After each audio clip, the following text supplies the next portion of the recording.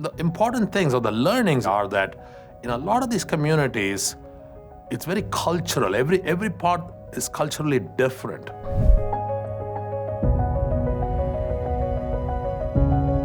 We've been involved in various aspects of giving to Indian communities, but one of my main focuses has been, through an alliance, I've been giving to something that has to do with maternal health, maternal and infant health. Now, I sort of think of this as a program of extremely high impact and meaningful for me, because I think one of the things we ought to do as a society is to make sure every child has the exact same starting point or the level playing field. From that point onwards, there are various other forces that come into play, but if we can at least provide some basics, I feel a child has a better chance. In much of the world, you don't take maternal health, I would say much of the developed world, maternal health and infant health is taken for granted. But in the developing world, often that is not the case, especially in more rural provinces where they don't understand the basic aspects of nutrition and proper health care for the mother.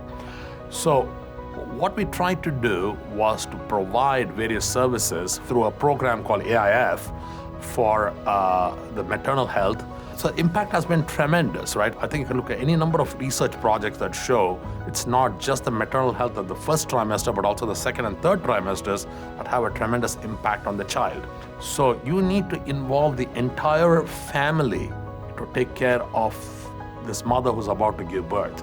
And starting with the first trimester, which is the most important, but really throughout the pregnancy, you have to be involved. Involve the family has been important learning for us. Definitely a lack of understanding of nutrition, but in particular during pregnancy and childbirth, this is going to affect the child. So you have to be involved with the nutrition throughout. The third thing is to have helpers who are essentially there to take care during the childbirth and then the infant when the infant is born. Many communities don't really have proper trained helpers. This program actually trains them and creates in the small villages and the small rural areas a community of well-trained helpers who are able to take care of the mother and then the child. I got to find out about it in February when I was visiting Temasek and Temasek's office. I met a number of the senior leaders here, Ms. Ho Ching, and I met Desmond. And they told me about what they're doing, and I was very, very impressed. And it's highly ambitious. And I think in order to really scale things, you need a very ambitious project. You need to have proper infrastructure built up. And I think that's what they're aiming to do. And that tells me that this project can be scaled. In terms of my own giving, it's always been one of trying to create leverage. An individual like me, or even the largest family offices, even the Gates Foundation cannot solve the world's problems. The problems are too big. And when you take a country like India, the world's largest country, over 1.4 billion people, nobody can really solve the problem.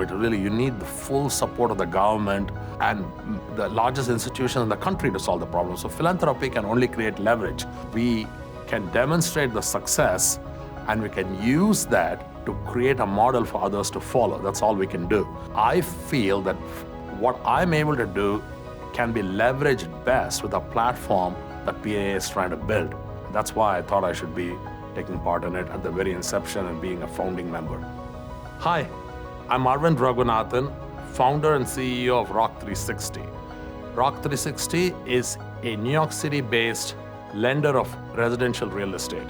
And I'm super excited to be part of the Philanthropy Asia Alliance.